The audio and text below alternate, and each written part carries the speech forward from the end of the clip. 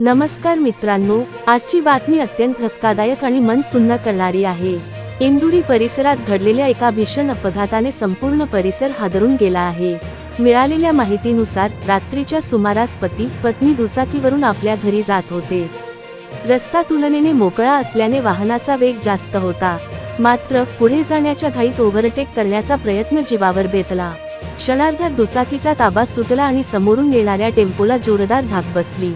धाक इतकी भीषण होती की महिलेचा जागीच मृत्यू झाला, तर पती गंभीर जखमी अवस्थेत रुग्णालयात दाखल असल्याची माहिती समोर येत आहे। या संपूर्ण घटनेचे दृश्य जवळच्या सीसीटीव्ही कॅमेऱ्यात कैद झाले असून व्हिडिओ पाहून अंगावर काटा येतो। एक छोटीशी चूक आणि एका कुटुंबाचा संसार एका क्षणात उद्ध्वस्त झाला।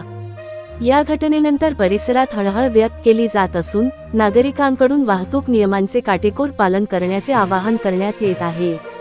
वेगावर नियंत्रण ठेवा, सुरक्षित राहा, कारण घरी तुमची वाट पाहणारी माणसं असतात।